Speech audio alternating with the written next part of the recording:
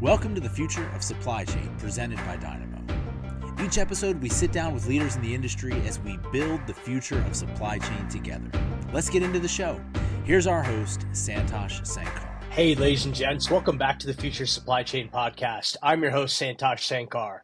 Joining me today is Adam Lang, Director of Customer Advisory Services at Netradyne. Welcome, Adam. It's great to have you on. Well, thank you, Santosh. Thanks for inviting me and allowing us to discuss Netradyne, safety, AI, all things beneficial for your viewers and listeners. Awesome. Before we kind of jump in, because we're going to cover a lot of ground here, I'd love for you to just give the quick 90 seconds on what Netradyne is for our audience. Wow, I don't know if I can do this in 90 seconds, but I'll do my best. Netradyne is an amazing camera-based solution that uses AI and computer vision to pinpoint alerts that might otherwise go unrecognized or unnoticed, including positive alerts, and sends them rapidly to the front office or safety folks back at the fleet, but also immediately notifies the driver in cab of any alerts, unsafe situations, distracted driving, things like that. So it's kind of a twofold product that allows you to help coach your drivers to become safer, more comprehensive, more well-rounded drivers, in my opinion. But it also provides you an excellent tool for exoneration for your company drivers or anyone that operates equipment out there in this day and age of litigation. It proves what actually happened. At the end of the day, it helps exonerate your drivers, because 85% of all collisions involving commercial motor vehicles are not the commercial motor vehicle operator's fault. So that needs to be looked at very closely. So you've got your exoneration and you've got your coaching aspect. So it's kind of a double-pronged approach. Mm. And what's Adam Lang's story? How did you kind of get in the world of fleet safety, broadly speaking? Wow, that takes me back a little bit. So my background, interestingly enough, is in biology and chemistry. Okay. Wrapping your brain around that, I ended up getting into human services and human resources within the human services field. So imagine for a moment, like, I worked with a lot of facilities and homes that helped adults with disabilities, traumatic brain injuries. Very passionate about that. Did that for many, many years, and migrated to the human resources aspect of that field. So training, administration, hiring, all that great stuff. I was directly recruited into transportation about 14 years ago based on my HR background, and was pulled into a local company that was just on the upswing of growth. So it was perfect timing to join them. They were at around 290 trucks when I joined. And when I left in 2022, around 750 trucks. So, wow. I mean, there's a lot of growth at this trucking company. I learned organically. I learned through mentors. I learned through drivers. I absorbed as much knowledge as I could. I got my CDS certification from NAPME. I was coached and trained by many attorneys in terms of litigation and collision management, deal with the federal government, CSA management, all that stuff. But it was really kind of an interesting path that I could not have predicted 100 times over if you would have asked me this at 18. Where are you going to be working in transportation and trucking? Never would have thought that in a million years, but it's a pleasant surprise because it's a wonderful industry to work in. A lot of facets, a lot of areas where risk can hide, and there's a ton of fragmentation in the transportation industry, and specifically in trucking when it's compared to rail, pipeline, air transport, marine transport.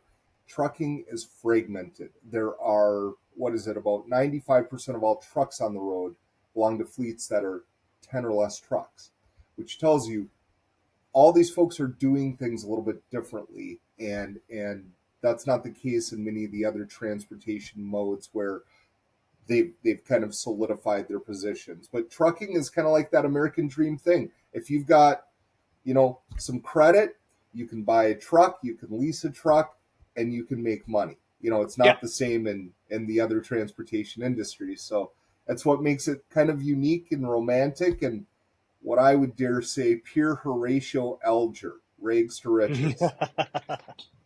Now, I'd love to just kind of step back and better understand fleet safety and all that it encompasses. Because even as you kind of walk through the Netradyne overview, there's a lot of different elements there. But if we were to kind of give the audience here a quick primer, how should they think about fleet safety? How can they kind of go and have material conversations with folks around this topic and subject matter? Well, let's take a step back and look at overall safety. And most of the time, when we talk about safety in any industry, you want to examine the work site. You want to examine the work site for hazards and ways to improve worker safety. And what's difficult about trucking is you have to examine every stretch of every road that your driver's going to drive down. I mean, that's not realistically doable. So your drivers, the same time they're operating, they're also examining the work site, which is the road. And that work site allows members of the community, the public, to share that space with them. So if you take a moment and think about, like, when you go into a mechanic's location, many times they have those guardrails on the floor, the yellow path, where you can walk back and see your vehicle being worked on. And then the mechanics, the technicians, they usher you out really quickly because they don't want members of the public in their work site, right? Well, in trucking, we don't have that option. We have to share the road with everybody else that can operate a vehicle. And it's much more different to operate a four-wheeler, what we call a class 1, class 2, truckers call four-wheelers, to operate a vehicle like that versus getting your commercial driver's license. The burden, the training is much greater for the commercial motor vehicle operator, and I dare say they are better drivers, definitely better drivers than the average person. They can operate cleaner, they have much more experience, they know the rules, they know the statutes, and it's frustrating when sometimes you have to share the road with folks that don't have that level of training or knowledge. And in city environments, it gets to be extremely chaotic, and that chaos adds stress to the driver. So when we talk about safety, I think a big part of that is letting the drivers know about all the hazards that they could encounter, which many of them are already well familiar with, but it's also ongoing training and changing your approach constantly, because I like the attitude that if it's not new, it's through. So doing things like Smith system training, that is great. Get your drivers in there, but the next year after you do Smith system training, you may want to try to do some other exercises that raise awareness around roadside safety, accident protocols. What do you do in this type of scenario? And then what's very unique about safety in trucking is that many people will say compliance and safety are two different things. And I agree to an extent. Roadside compliance and safety are different, but they lend themselves to each other. So if you know the proper protocol for roadside parking, when can you park on a highway with a good reason and legally, that's more of a compliance issue that lends itself to safety, because you don't want to be a roadside, you don't want to be a sitting duck, which FYI, our cameras alert back office employees when they are sitting ducks and they're sitting for more than a certain amount of time. That's safety in a nutshell, as I'm going to say it.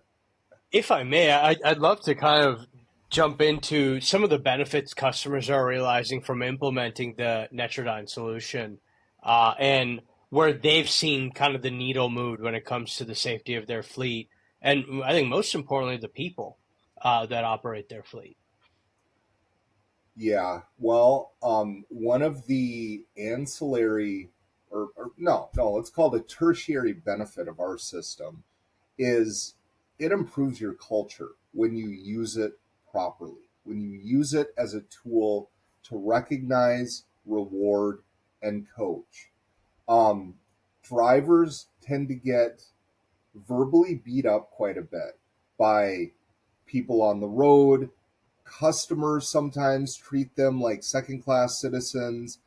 Sometimes folks at the fleet do. I mean, we've all been in frustrating situations before, and it's hard to put yourselves in the shoes of a driver if you haven't done it. And when they call in, they're by themselves. They're out there, but they're by themselves, and you have to be that lifeline for them when they call in. So when you use our system as a coaching tool and not a hammer to beat your drivers over the head and say, you did this wrong, you did this wrong, you did this wrong, our system allows you to say, hey, guess what? You stopped at 20 out of 22 stop signs that you encountered yesterday. That's great. We want to see what we can do to get you at 100% compliance with those stop signs. And so you're not beating up the driver about those 2 stop signs you missed. You're congratulating them on the 20 stop signs that you fully stopped at. And now we're going to hone it in to those 22. And what's very interesting is we might be able to do some things with that data and inform our customers that, hey, it's not just you, but it's several other customers in this area of the country that tend to miss this traffic light, this stop sign, speed on this road, whatever it might be, which can then be a leading indicator of a poorly designed road or intersection that can be taken to the Department of Transportation in that state to lend itself to further roadside safety measures. Mm. And I'm going to kind of shift into a slightly different topic, but like focusing on the driver, right? And over the years, as an investor, I've taken pitches from folks that are trying to approach fleet safety or compliance from different vantage points, even telematics. I remind them that no one likes to be tracked or monitored, and we shouldn't think any differently of our truck drivers. And so I share that because I'm curious as to how Netradyne answers questions, or Netradyne's clients who are like best in class in this regard answer questions around, why do I need to be recorded? Don't you trust me? What data is being used? What information are you ultimately gathering? How's all this kind of reconciled to address some of these concerns, which are very valid by the driver population? First of all, when drivers bring up concerns, never brush them off. Always take them seriously. Even if it sounds like it's not going to be an issue, it's an issue to that driver, and more than likely it's an issue to multiple drivers. And even if the thought is, let's say, invalid and you can argue it, don't throw it out. Explore it and find the avenue that's going to help you explain to the driver what the facts are. So in other words, one of the things we hear is, oh, so if it's a driver facing camera, or rear facing camera, whatever you want to term it at, ATRI, American Transportation Research Institute, calls them DFCs, driver facing camera. RFC is a road facing camera. So with DFCs, drivers are going to say, so you're going to watch me all day long. You're going to see what I'm doing. You're going to see me in private time if I'm in a sleeper truck, all of these things, which then come up as, okay, logistically, let's just talk about that. If I'm a safety manager and I have 50 drivers, do you think I can just spend an hour of my day just watching one drive? It's impossible. You cannot do it. And that's not the aspect we're interested in. What we are interested in is first and foremost exonerating you, giving us proof that everything you said was in fact what happened. So whether it's a collision, whether it's a motorist calling in and complaining about your driver's behavior on the road, we've got a repository of proof that can counter some of those arguments and some of those claims. So we are trying to protect the driver's history or the driver's ability to earn money by keeping them in the truck. When we show really what happened in an accident, we're not interested in the private time, which is why we have things like privacy mode and enhanced privacy mode for our cameras. So the moment the driver stops for more than 3 minutes, even with the engine running, that driver-facing camera is going to turn off if your administrator has it set up like that. Also, when you turn the key off, the outward camera will keep running for a long time. You can have it running for hours and hours. In the event of being in a truck stop, you want it going because someone could hit your vehicle and then take off without notifying you. Many drivers will talk about this exact scenario, but it is not recording the interior of the vehicle. After 3 minutes, key shut off, that rear-facing camera isn't capturing video, and that's not where we need the video. We need to see what's going on out here. And when they're driving, for fleets that record the interior, I say this: this fleet wants to be able to prove beyond a reasonable doubt that if there's an accident that occurs, you are not using your phone, you are distraction free, you are not drowsy, you've got your seatbelt fastened. In other words, we are inspecting what we expect. And in the case of a lawsuit where people get hurt, things get really serious. So the more proof you have to counter that is pennies from heaven. It's gold. You want it. So that's kind of some of the ways that we do it. And then it's a constant improvement journey for drivers that are really good at what they do. Now you've got a way to tell, am I staying compliant with the rules? Am I weaving? Am I changing lanes too suddenly? Am I parking roadside when I shouldn't be parking? Am I drowsy? Am I distracted? Am I following too close? These are all questions the camera will help the driver answer and get better at every single day. Yeah. And, the things, the statements you opened up with all kind of come down to trust. And I think how you framed it was really interesting as to don't be dismissive of concerns that drivers might pose. Instead, kind of lean into them. And if you explain kind of the vantage point you're coming from and the benefits that they can ultimately realize from such fleet safety enablement, you build trust, you build understanding, and on the back of that, you could really gain a whole lot.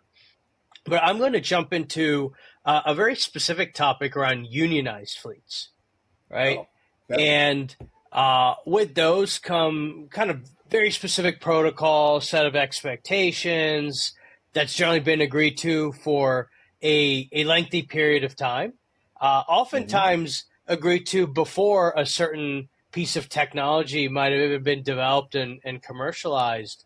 But I preface with, I guess, the first question: are there certain segments of the trucking market, whether it's geos, types of freight, industries, that you most often run into kind of this unionized aspect?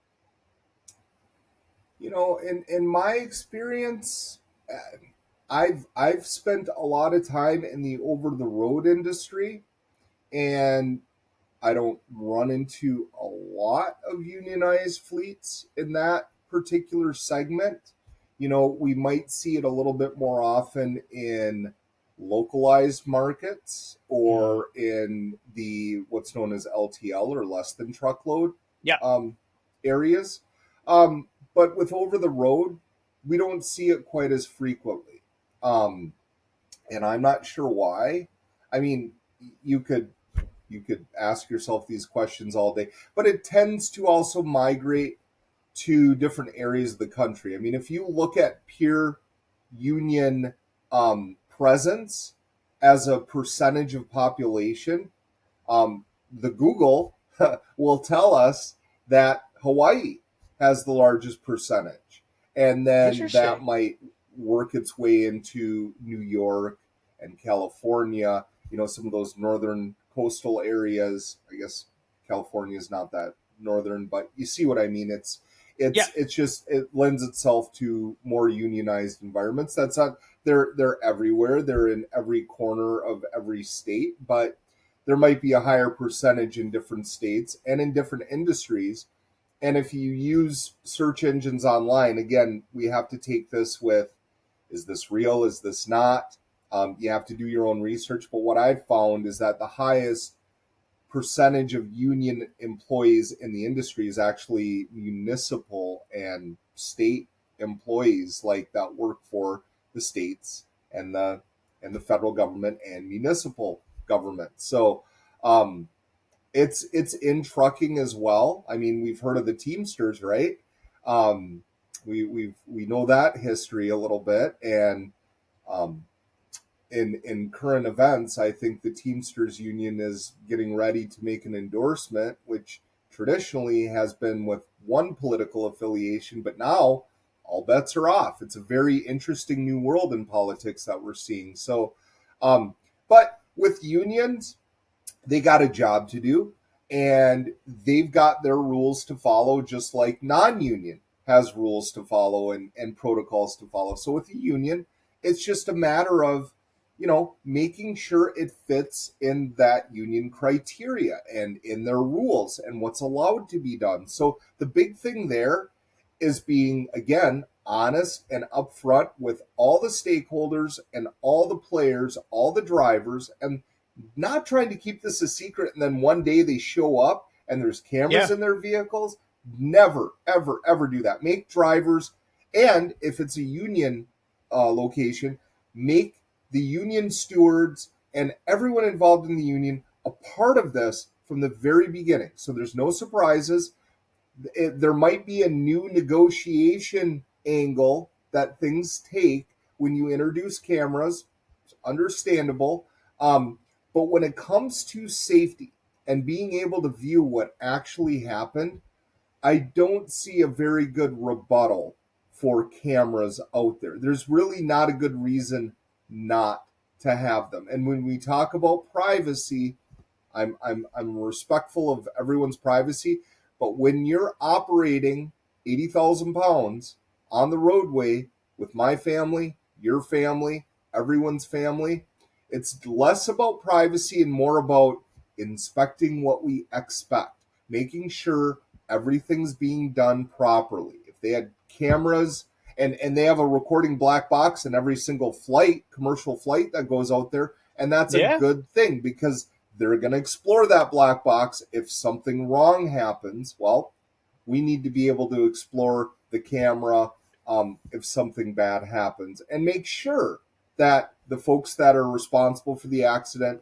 are the ones that are held to account versus the company and the commercial motor vehicle operator. That day has passed where folks are taking advantage of trucking companies, transportation companies, and just blaming the driver for an accident. Those days are done.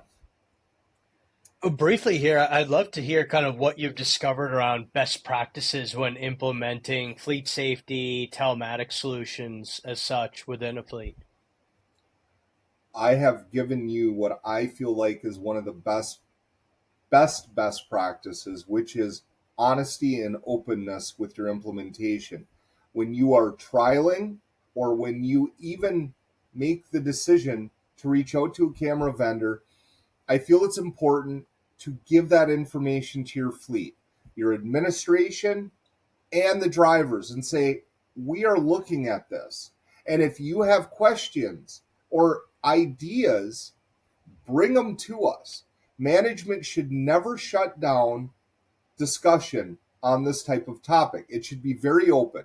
Have town halls, have open Q&A. It can be painful, but guess what? If you do it that way, your biggest critics become your biggest supporters. And in the driving community, drivers listen to other drivers. That's who they're going to listen to the most seriously.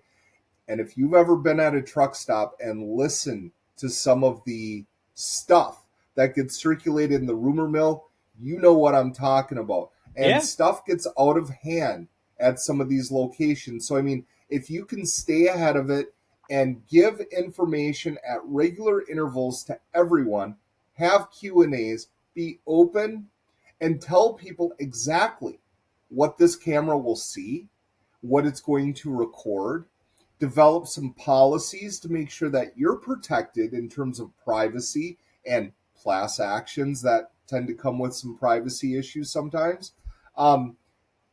Doing all of this with the drivers hand in hand. Develop a committee of people that will work with cameras and installation, and consider having a driver on that committee. Making sure if you don't, and here's another little best practice. If you have a driver advisory board at your company, great. I think it's a great idea. If you don't, consider starting a driver advisory board and pose the question to that driver advisory board as your first point of business. If you don't have cameras, what do we think of cameras? What do we know of cameras? And I would love it if they bought our cameras, but you know what? Just get a camera in that vehicle. I mean, we all have to protect ourselves, and many civilians on the road that are non-commercial operators, they've got cameras going, they've got their phones going, and we're all being tracked by Apple and Google and all the big companies anyway. I mean, that's why you can see traffic congestion, because they're looking at how many phones are on the road versus actual vehicles. It's kind of interesting when they have construction going on, because every construction worker has a phone in their pocket. So instead of 10 vehicles on the road, they think there's 50. So that's an interesting little side bit that I threw in there. But regardless, get drivers involved, make them a part of it, listen to their concerns. Yeah. Driver scores. What role do they have? What's their importance in incentivizing safety, changing behavior? What have you found from kind of the Netradyne customer base? It runs the gamut. So when it comes to incentivization, everyone typically likes money, right? I mean, we're not doing this just out of goodwill. We all work so that we can generate income. But sometimes money is not everything. I found that people really like recognition from their peers, recognition from other people at the company in terms of a job well done. Being looked at as a leader, being looked at as a safe driver or a good employee, and in a lot of ways can go far. But when you couple that recognition with, a monetary or some sort of incentive, some sort of leg up. So extra time off. You might get extra cash. You could get an extra $1,000 for your safety bonus if your driver score, your green zone score, is at this level. And I've seen people run the gamut, not only on top scores, but saying we're going to have a drawing, and whatever your score is based on the number of entries you get. So if your score is 900, you get 1 entry. If it's 950, you get 3 entries. If it's 1,000, the best score, you get 5 entries. So you increase your chances of winning that drawing. I've seen a motor carrier. I love it. They are doing a Final Four style bracket challenge head to head with their drivers at their fleet, and they just got to the 64. I'm watching it on YouTube. It's very cool. Some of the effects are you can tell it's homegrown. It's not a professional production. That is a little bit more endearing to me. And it also resonates with some of the drivers when you pull them into that and make them a part of that process. It's a little corny, but it's also a lot of fun. And it's a new thing. And like I said earlier, if it's not new, it's through. You got to change things up from time to time to keep complacency out of the avenue. You can't get complacent when you talk about trucking safety or operating a truck. You have to be on the edge all the time. Awesome. With that, Adam, we've covered a lot of ground here as it comes to fleet safety, but I'm going to kind of bring us home here, what I call rapid fire. I'm going to Sure. present 3 statements, and I just want you to share your immediate thoughts in 15 seconds. Ready? Yeah. First up, your favorite fall activity. Oh, that is riding side by side, which is, a UTV, my Polaris General. Crisp fall air, seeing the leaves changing, and riding the trails with friends and family. It's wonderful. Awesome. I love it. Something you're paying attention to in supply chain that perhaps others aren't? That's a great question. There's a lot of things that are probably not being paid attention to as they should, but I tend to always look at fuel prices, general fuel prices, state of the economy, which obviously has a lot of attention, driver retention, driver training, what best practices are at different fleets. To tell you the truth, I'm not sure if I look at anything not being somewhat covered, but I'd like to look at it all. I mean, I know that's a non-answer, but it is what it is. I mean, I try to look at every aspect. One podcast recommendation that you have can obviously be anything. Oh, well, okay. If it's anything, I am going to throw a plug out for Dan Carlin and Hardcore History. If you're a driver, anyone out there, check it out. It is amazing. It's great to hear some of this old history being delivered by a guy that knows his stuff and can talk to it and educate. And I love to hear history podcasts. Very interesting to me. Awesome. I will check it out. With that, Adam, it's great to have you on here. And I think a lot of people learned something new here around fleet safety. Cheers. Excellent. All right. Thank you, Santosh. Thanks for watching. Follow us at dynamo.vc for all the latest episodes. We'll see you next time.